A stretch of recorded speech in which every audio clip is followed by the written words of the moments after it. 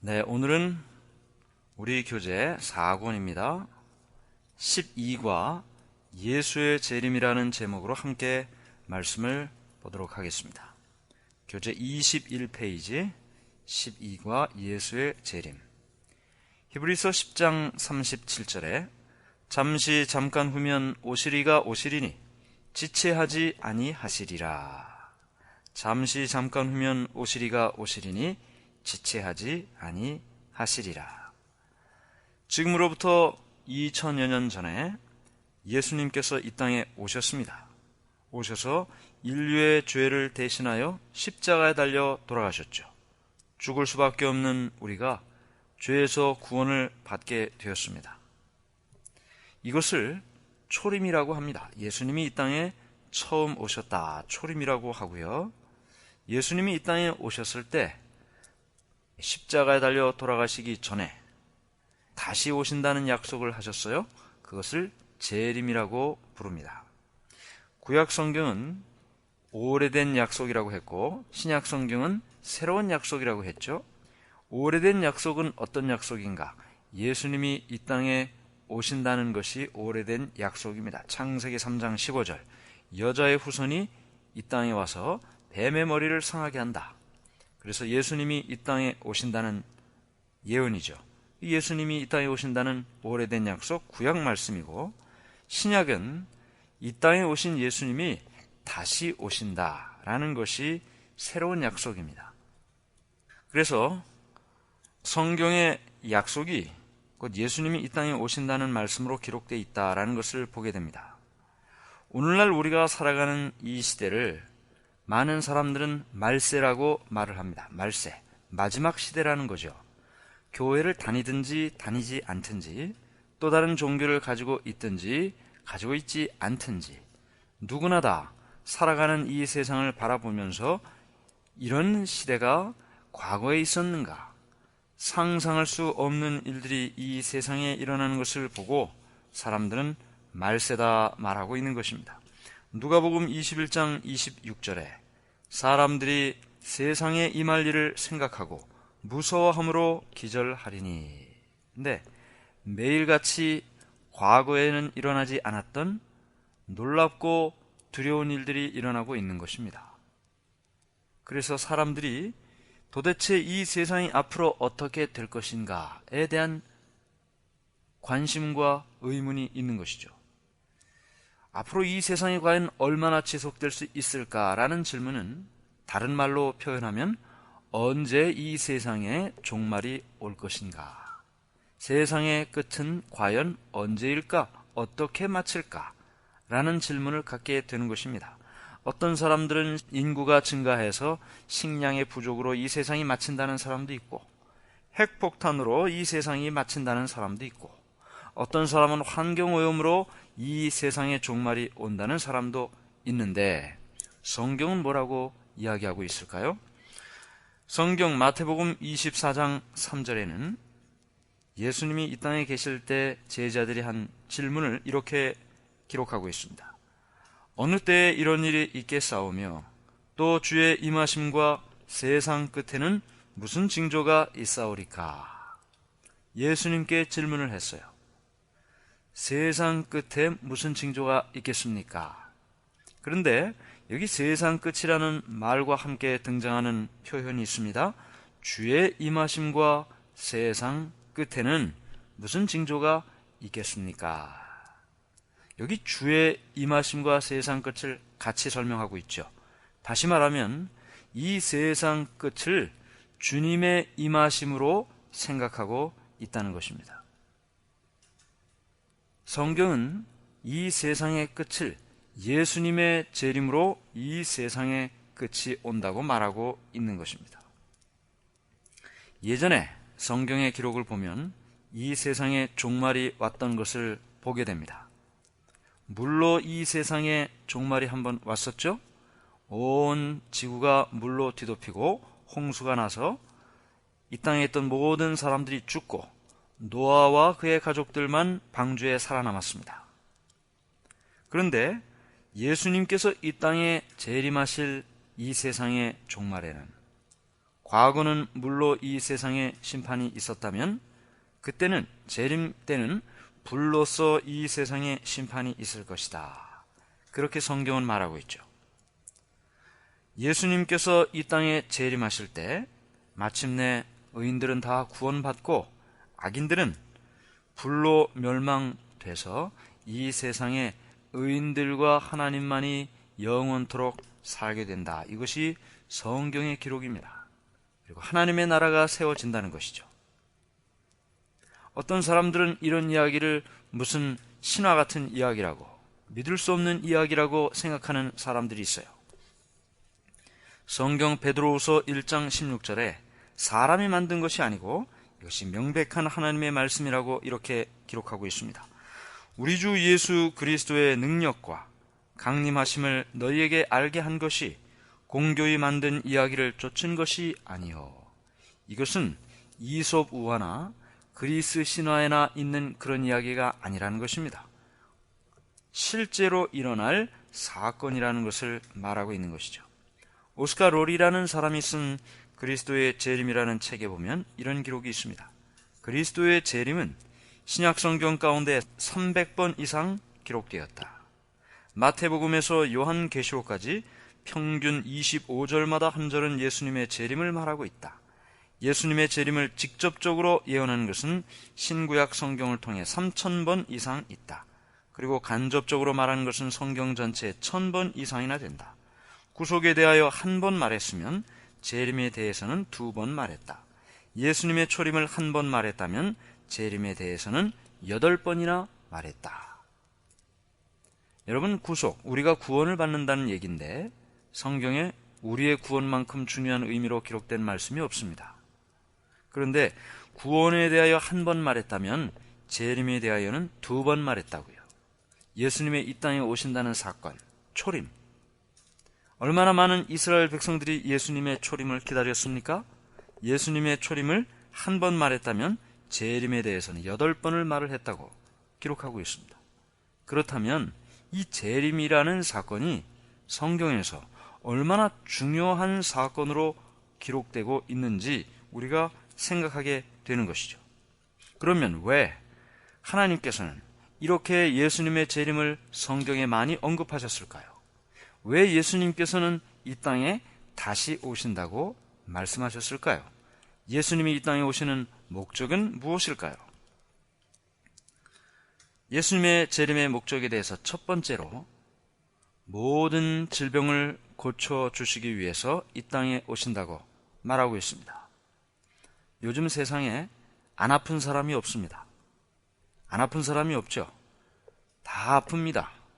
병원에 가서 무슨 진단을 받았으면 그 진단받은 것 때문에 아픈 것이고 진단받지 않아도 그냥 아픕니다. 이상이 없다 그래도 아프죠. 아무 이상이 없다고 해도 머리도 아프고 온몸도 쑤시고 아픈 것입니다. 그러므로 우리는 이 세상에 아픈 사람이 많다고 표현하는 것이 아니라 안 아픈 사람이 없다라고 표현하는 그런 시대를 살아가고 있습니다. 근데 왜 예수님께서 이 땅에 오셔야만 한다고요?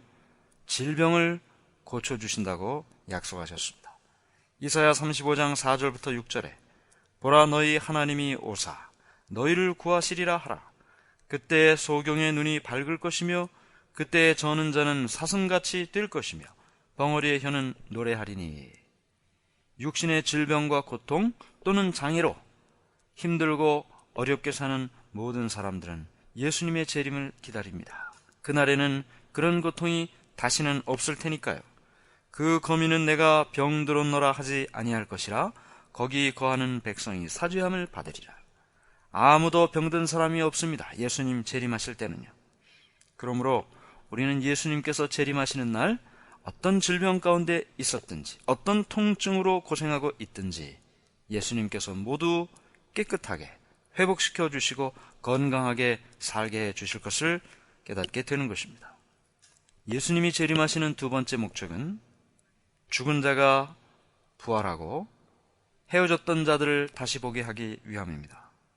데살로니가전서 4장 16절 주께서 호령과 천사장의 소리와 하나님의 나팔로 친히 하늘로 쫓아 강림하시리니 그리스도 안에서 죽은 자들이 먼저 일어나고 예수님께서 이제 하늘에서 이 땅에 재림하실 텐데요.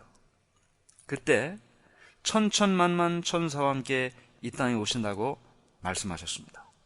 천사당의 힘찬 나팔 소리와 함께 이 땅에 재림하신다고 말씀하셨습니다. 그러면 이 땅에 예수님을 믿다가 힘들게 고통당하고 살다가 죽은 사람들이에요. 질병 가운데 죽었든지 사고로 죽었든지 주님 안에서 죽었던 많은 사람들이 무덤을 깨고 부활한다고 했습니다. 살아있을 때 고통당했던 그런 몸이 아니라 건강하고 아름다운 몸으로 부활한다고 했습니다. 사랑하는 자녀를 잃었던 그 어머니의 팔에 자녀를 다시 안기어 줄 거라고 성경은 약속하고 있는 것입니다. 인류의 과학이 많이 발전하고 있습니다. 문명도 발전하고 있습니다. 그러나 아직도 죽음의 문제는 해결하지 못하고 있습니다. 인간에게 가장 슬프고 괴로운 일이 있다면 사랑하는 사람을 죽음으로 헤어져야만 한다는 것이죠. 그러나 성경은 예수님께서 이 땅에 오실 때 그 모든 주님 안에서 죽은 자들이 부활한다고 약속하고 있는 것입니다. 성경은 예수님의 재림을 어떻게 설명하고 있어요? 모든 질병을 고쳐주시는 사건으로, 또 죽은 자를 부활하여 만나게 해주시는 사건으로 기록하고 있습니다. 세 번째는 하늘로 올리움을 입는다. 예수님이 저 하늘에 재림하실 때 천천만만 천사의 모습과 그리고 천사당의 나팔 소리로 재림하실 때 이 땅에 죽은 의인들이 부활하죠. 공중에서 주님을 영접합니다. 살아있던 의인들도 하늘로 공중으로 올려가 공중에서 주님을 영접합니다. 예수님께서 이 땅에 살아계실 때 제자들에게 이런 말씀을 하셨습니다. 요한복음 14장 1절부터 3절. 너희는 마음에 근심하지 말라. 하나님을 믿으니 또 나를 믿으라. 내 아버지 집에 거할 곳이 많도다. 그렇지 않으면 너희에게 일렀으리라. 내가 너희를 위하여 처소를 예비하러 가노니 가서 너희를 위하여 처소를 예비하면 내가 다시 와서 너희를 내게로 영접하여 나 있는 곳에 너희도 있게 하리라. 걱정하지 말라고 했습니다. 근심하지 말라고요. 내가 너희를 위하여 처소를 예비한다. 있을 곳을 준비하고 다시 돌아올 테니 걱정하지 말고 염려하지 말고 잘 참고 기다리고 있으라. 내가 다시 올 것이다. 그렇게 약속하셨습니다. 그래서 예수님이 이 땅에 오시면 그렇게 기다렸던 많은 주님의 백성들이 하늘로 올림을 받고 주님을 만나고 영원토록 주님과 함께 산다. 마지막으로 네 번째는 예수님이 이 땅에 오시는 목적이요. 질병을 치유해 주시고 죽은 자를 살리고 그리고 하늘로 올리워 구원을 받게 하시는 것과 함께 네 번째는 정당한 보상을 받게 하십니다. 요한계시록 22장 12절. 보라 내가 속히 오리니 내가 줄 상이 내게 있어 각 사람에게 그의 일한 대로 갚아 주리라. 억울한 일을 당한 사람들이 많습니다. 열심히 살아도 열심히 산 만큼 보람을 얻지 못하는 경우도 많죠. 힘겹게 살아갑니다. 예수님께서 이 땅에 오시는 목적은 그렇게 열심히 살아도 그만큼의 보상을 받지 못하는 사람, 그 사람에게 상을 주시겠다고요. 예수님을 믿는 믿음 안에 살면서 때로는 희생해야 하고 때로는 억울한 일을 당해도 참아야 하고 괴롭고 힘들어도 주님을 믿는 믿음의 굳센 믿음으로 인내하며 사는 그 사람들, 주님께서 상을 주시겠다고 약속하셨습니다. 갚아주겠다고요. 이제후로는 나를 위하여 의의 면류관이 예비되었으므로 주 곧 의로우신 재판장이 그날에 내게 주실 것이니 내게만 아니라 주의 나타나심을 사모하는 모든 자에게니라. 그런데 예수님께서 그날에 상만 주시는 것이 아닙니다. 참고 믿음으로 살아간 그 사람들에게는 상을 주시지만 그러나 그렇지 않은 사람들도 있죠. 그런 사람을 경건치 않은 사람이라고 성경은 표현하고 있는데 여기 유다서 14절 15절에 이렇게 그들에 대한 결과를 기록하고 있습니다. 보라 주께서 그 수만의 거룩한 자와 함께 임하셨나니 이는 무사람을 심판하사 모든 경건치 않은 자의 경건치 않게 행한 모든 경건치 않은 일과 또 경건치 않은 죄인의 주께 거스려 한 모든 강팍한 말을 인하여 저희를 정죄하려 하심이라. 여기 정죄하신다 그랬습니다. 누구를요? 경건치 않은 사람들을, 그 사람들의 경건치 않은 말과 행동을 정죄하신다. 영영한 불에 들어가게 한다고 말하셨어요. 경건치 않다라는 말은 하나님을 공경하지 않고 믿지 않는 것을 말합니다. 내 맘대로 살아간다는 것이죠. 하나님의 뜻대로 사는 것 아니라 내 생각대로 산다는 것입니다. 하나님을 믿지 않고 불신앙으로 산다는 것입니다. 믿는 것을 거부하고 믿는 것을 업신여기고 경멸하는 태도, 이것을 경건치 않다라고 성경은 말하고 있습니다. 그런데 그 사람들을 심판하는 날이 곧 예수님의 재림의 날이라고 말하고 있습니다. 사람이 무엇으로 심든지 그대로 거두리라. 갈라디아 6장 7절. 사과를 심으면 사과를 거두고 배를 심으면 배를 거둡니다. 그것이 인간의 살아가는 삶의 이치죠. 콩 심은 데 콩나고 팥 심은 데 팥난다고 하지 않습니까? 우리가 믿음을 심으면 믿음의 결과를 얻을 것이고 불신앙을 심으면 불신앙의 결과를 얻게 된다는 것입니다. 그러므로 예수님께서 이 땅에 오시는 목적은 질병 가운데 있는 자들을 치유하시고 죽은 자를 살리고 의인들을 하늘로 올리워 구원을 하시고 불경건한 자를, 경건치 않은 자에게는 심판을 주신다는 것을 말하고 있습니다. 예수님의 재림은 틀림없이 일어날 사건이라고 말하고 있습니다. 요한계시록 1장 7절. 볼지어다 구름을 타고 오시리라.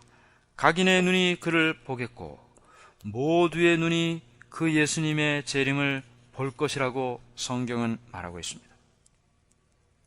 오늘날 이 세상을 살아가면서요, 때로 힘들고 어려운 일을 당할 수도 있습니다. 예수님의 재림이 언제 오실까? 안 오시는 것은 아닐까? 그런 생각을 할 때도 있습니다. 그런데 마태복음 24장 44절에 이러므로 너희도 예비하고 있으라. 생각지 않은 때에 인자가 오리라. 네, 생각지 않은 때에 인자가 오리라. 오늘 같은 내일이 가고 내일 같은 모레가 오는 것이 아니라 언젠가 예수님은 이 땅에 오신다고요. 그날 구름을 타고 천천만만 천사와 함께 이 땅에 오시는 예수님, 의인에게는 보상을 하시고 악인에게는 심판을 하시는 예수님을 만날 때 우리가 어떻게 해야 되겠습니까? 이는 우리의 하나님이시라. 우리가 그를 기다렸으니 그가 우리를 구원하시리로다. 이는 여호와시라. 우리가 그를 기다렸으니 우리는 그 구원을 기뻐하며 즐거워하리라. 이렇게 예수님을 맞아야 되겠죠. 예수님 오십니다. 분명히 오십니다. 오늘 우리가 이 세상을 살고 있어도 우리는 이 세상에 영원히 살 사람이 아니라는 사실을 기억하고 예수님의 재림을 고대하고 기다리는 우리 모두가 되기를 간절히 바랍니다. 하늘에 계신 하나님 아버지, 오늘 하루를 살아가는 우리의 인생이 이 세상에서 영원히 살아갈 인생으로 여기지 않고 이 땅에 살다가 어느 날 예수님 오실 때 주님을 영접하고 하늘로 올리워갈 사람으로 생각하고 살도록 도와주시옵소서. 주님 오심을 기다리는 자들에게 도와주시고 오늘 예수님이 오실 것이라는 믿음으로 살아가는 주님의 백성 되게 해 주시옵소서. 예수님 이름으로 기도드리옵나이다. 아멘.